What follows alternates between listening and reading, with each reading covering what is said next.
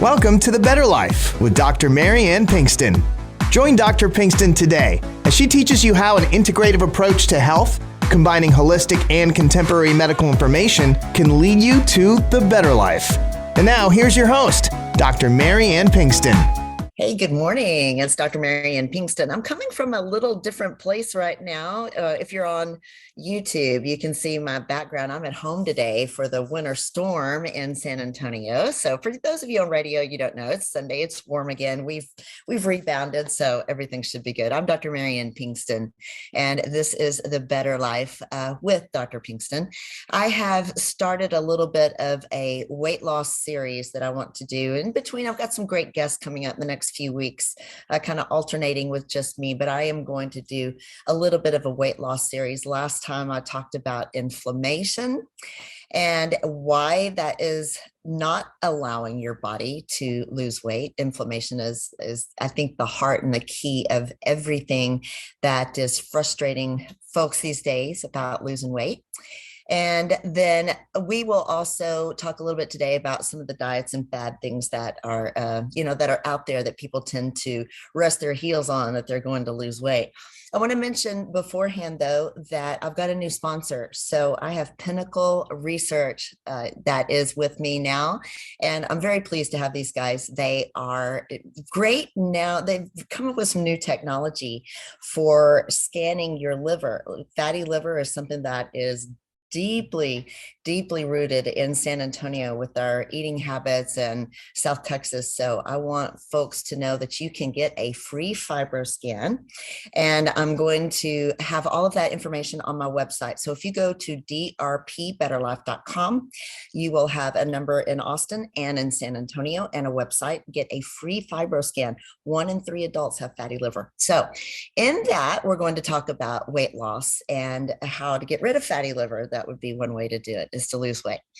Okay, so last time again, we talked about fatty liver, listen to me. We talked about inflammation and how it affects your body. So now that we've got that out of the way, I want to talk a little bit about what people go to when they kind of hit the internet. So when a doctor tells you to lose weight and get healthy, they've got 5 minutes with you and they don't hand you any materials. They don't really guide you and tell you an app or, any way of actually getting that accomplished. So, people will go out and hit the internet and hit Google MD instead and try to find some of the latest diets and the latest things and the latest craze. And I don't know if you have noticed, look back over the last 10 years since, obesity and being overweight has become such a thing. Look and see how many new diets, new trends, new fads, new pills, new medicines, new supplements have come out banking on your desperation. So if you look back and say, I bought this vitamin, I went to this doctor, I went to this clinic, I tried that shot, I tried that diet. How many times did you lose 20 pounds and then gain 30 and then lose 40 and gain 50 or lose 15 and gain 20 and back and forth and back and forth? So what I try to do when I talk to my patients at the office is get this deep in your mind that there is no quick way. There is no magic wand. There is no pill. There is no diet. There is no this. There is no that. People have made a killing off of the weight loss industry at the latest thing. And then in 6 months, it's gone. And they made their money and you're still overweight or more overweight. So when I talk with patients at the office, I have to get through to people that there is no fast way. We always go back to the right way, that is dieting and exercising. So that's the bad news. But the good news about it is that when you do it this way, it is so much healthier and you feel so much better. So what I mean by that is if you are on a very low calorie diet, you're going to drop some weight. You are dropping your muscle mass. You are not dropping fat. And that's what happens when you drive your calories too low. That's what happens when you get on something, fad pill or whatnot, something to suppress your appetite. You don't want to suppress your appetite. You want to eat. You want to turn your appetite around. You want to make your appetite into something that is hungry for healthy food, protein rich, good fat rich and not low carb, but lower carb. And, or no carb, but lower carb. So you do have to have carbohydrates. You need to get up in the morning, get your brain going, get to work, get things done. You need to get all of this taken care of, and your brain needs that up and going energy that carbohydrates give you, but it has to be a good carbohydrate. So when you lower your calories down way too far, your body is instantly going to say, I'm hungry. Your energy is low. You can't think. All you do is you think about that, potato and those French fries and that hamburger or whatever it is that you can get to as fast as you can on your way home, to, eat out or whatnot, or something that'll get up quick and run to the refrigerator. And all you have in there is, a cake from, last week or something. That is what you start craving because you're hungry. So your body will instantaneously go to its muscle stores, those large muscles in your legs that you're trying to build up, those muscles in your arms that you're trying to build up.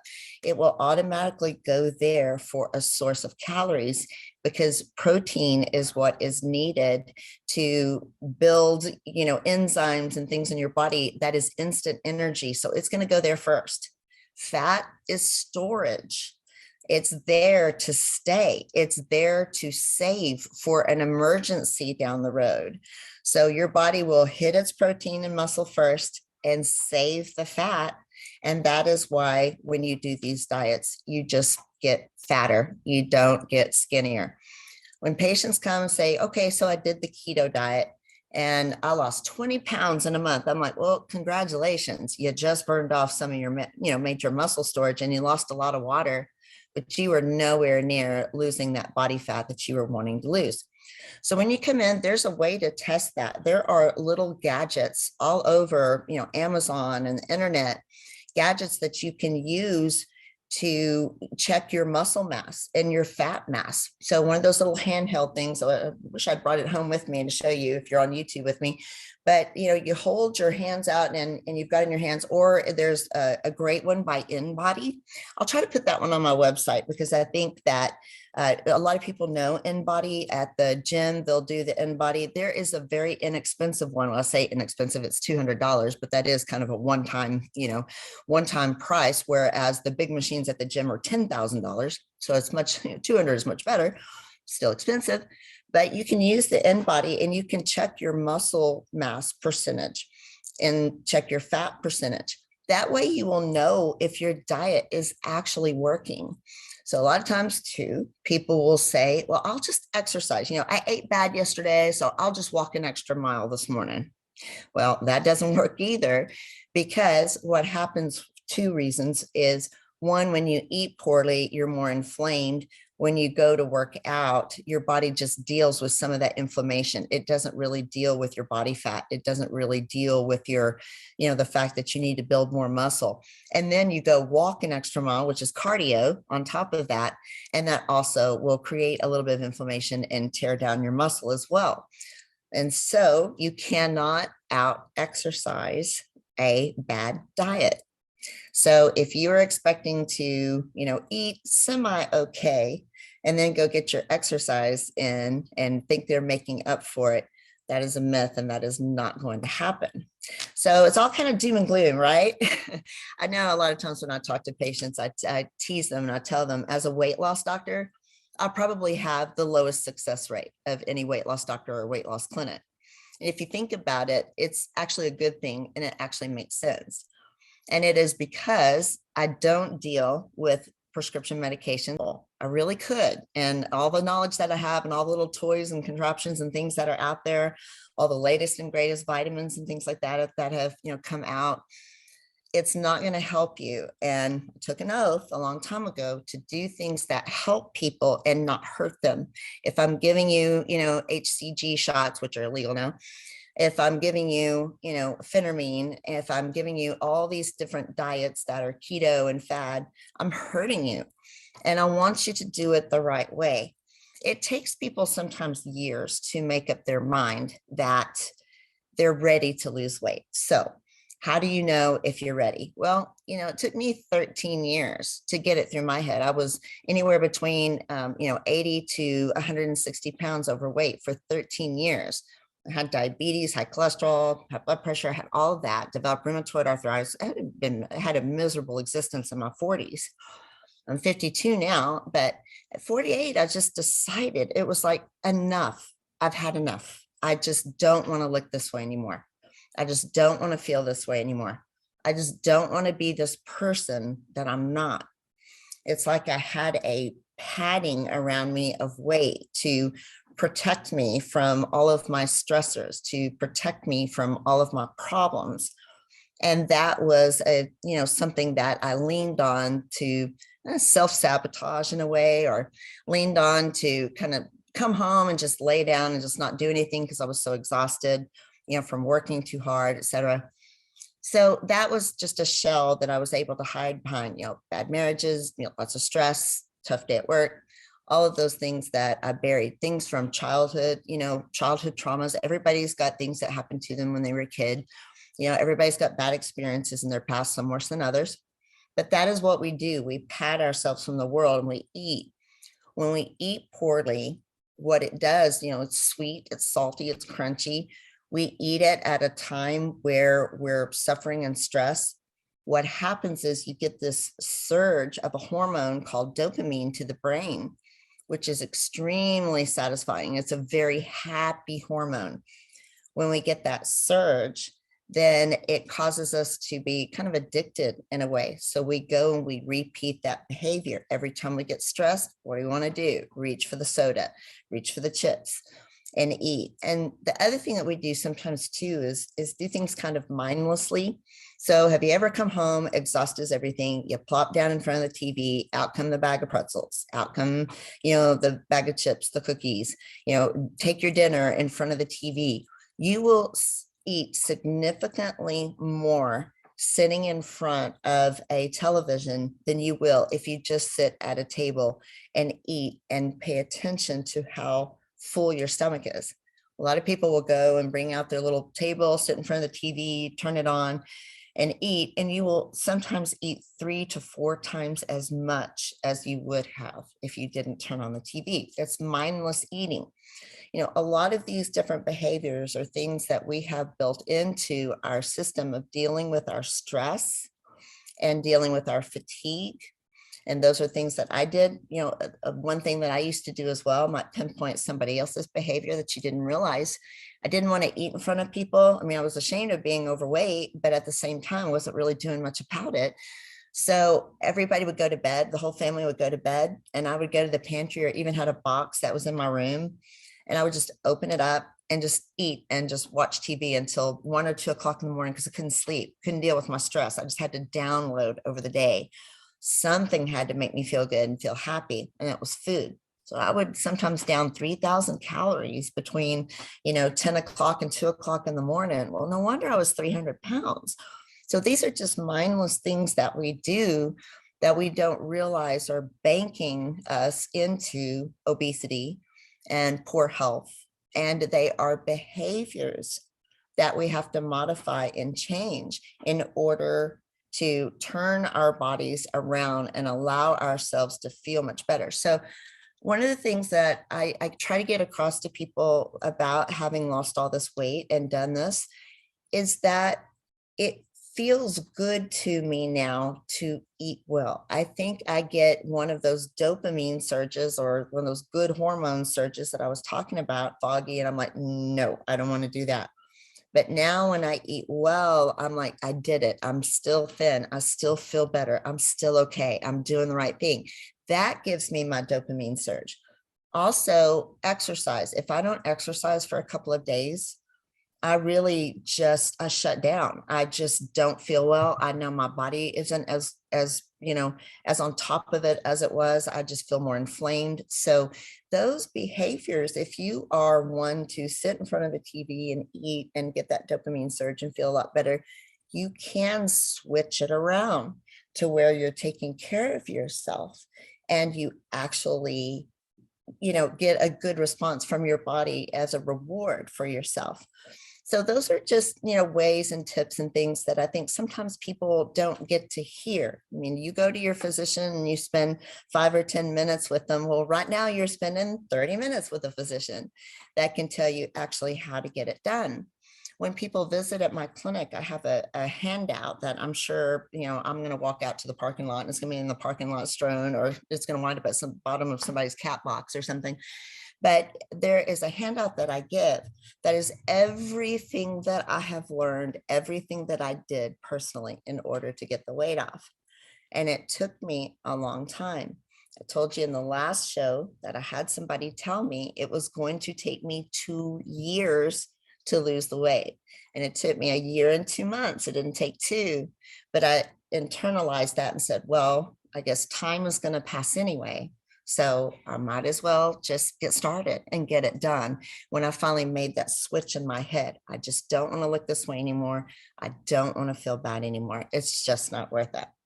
So I am going to take a short break and let Pinnacle say something here for a few minutes. And I really thank them for the sponsorship. Pinnacle Research for a Fibroscan, free Fibroscan you can call. And for anybody who doesn't know, I am on YouTube, iTunes, iHeartRadio. I am on a lot of different podcasts, Amazon and Audibles and all. And you can go to drpbetterlife.com and find me there. And we will be back in just a few minutes.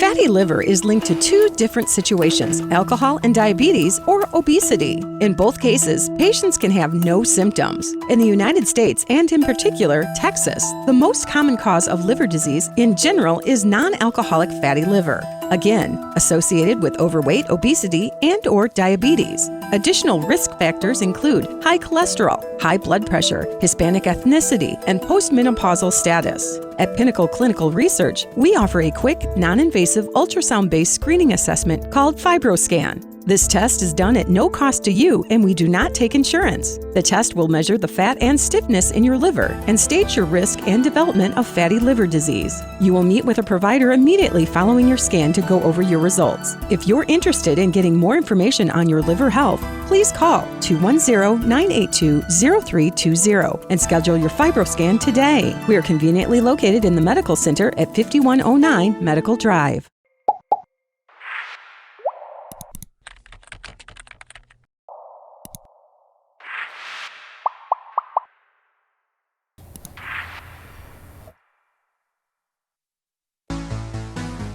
Hey, welcome back. I am having a fun snow day today. So for those of you on radio, again, it's going to be Sunday and hot and nice outside. Finally, Texas weather, we go back and forth. But today I'm having, for you guys on YouTube, I'm having to do this from home. So kind of interesting. I have talked about the heavy subject of weight loss, everybody's favorite subject, not.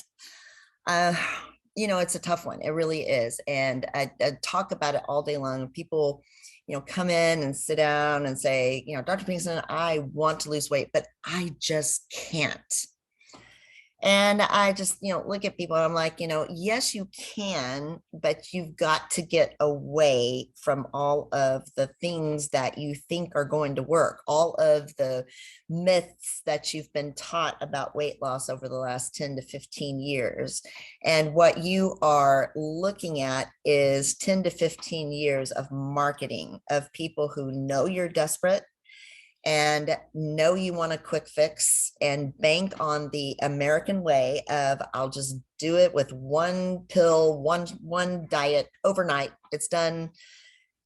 And that's just not going to happen. So I am trying to work with people to reverse that thinking. And it's very heavy on people when I have this discussion with them that, no, there isn't a pill. No, there isn't a shot. No, there isn't just one diet. Your body is not in your control like it used to be. When you were younger, you could just think about it and drop weight, right? And now you're like, I'm older and, I'm not going to be, I just can't do what I used to do. It's like, no, you can't, but it's not because you're older. It's because of the way society has built in this quick fix idea of weight loss, and there just isn't anything quick about it. It's going to take you a good amount of time. When patients come to me, I check a lot of laboratory that other doctors don't check. I check your hormones, and I mean all of them. I check your thyroid, but I check it very, very differently.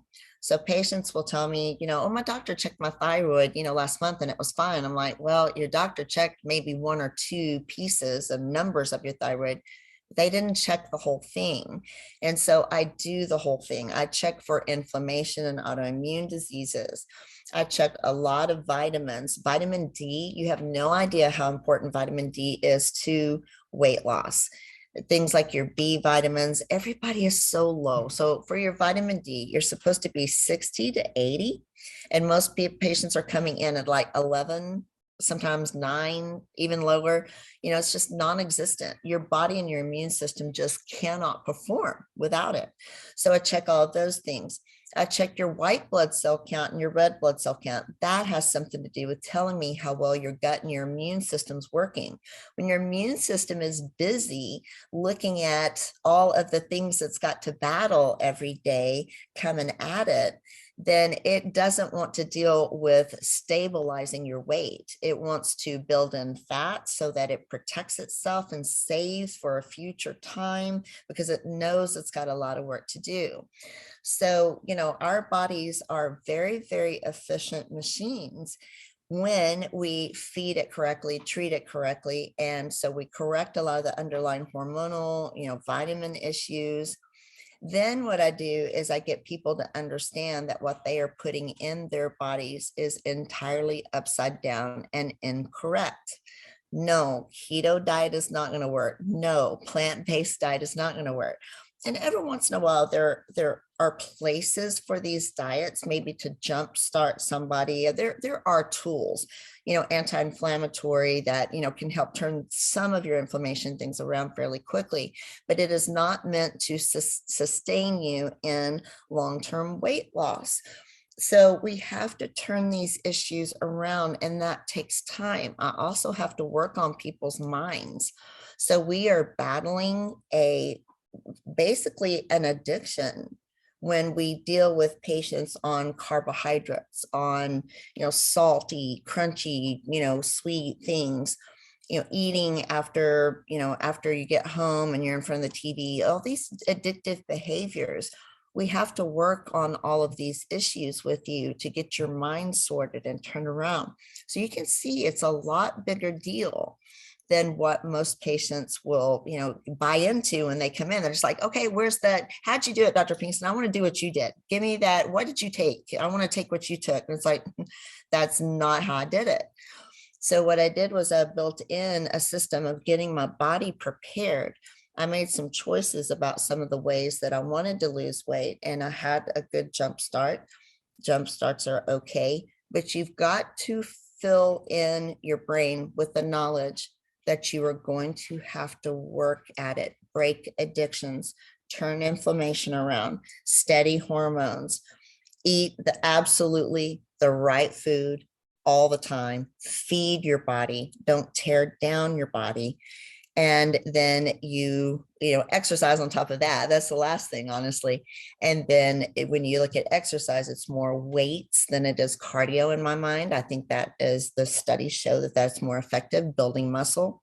So in some of the last things I'll say about it, what I want you to understand about weight loss is kind of comes down to something fairly simple. And it is that we are not trying to just change a number on the scale. Losing weight is not how I want you to address it and think about it. I don't care if you used to weigh 130 when you were in college. I don't want you to go back to 130. What I want you to do is body composition. I want you to build muscle and lose fat. And that does not show on a scale.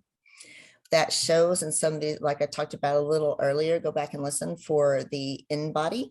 And I'll try to put that on my website for you guys so that you can see. It's from, get it from Amazon or other places. But That can tell you your muscle mass content and your fat mass content, your percentages. And I want to grow your muscle. So let me give you an example. A couple of years ago, I was trying to go through prepping for a competition. I never got to do it because of COVID, but I wanted to prep for a competition. I was 152 pounds and I was 16% body fat. Fast forward to now, I still work out, I still eat really well, but I've loosened things up a little bit. Going for a competition is really hard, but I'm 145, but I'm 23% body fat. So you can see I was a lot thinner and sculpted more in shape when I weighed more, but was less body fat. So that's what I want you to do. I want you to start changing your mind around to the fact that, you've got to fix hormonal issues. You've got to, change the inflammatory issues around. You've got to eat to maintain your muscle, but you've got to eat the right things so that your muscle then burns fat. On top of that, you have got to exercise, do more weights and cardio. And, that is very oversimplified. But that's what we did. That's what I did. So it was very helpful. So I'm going to give you a little bit of information.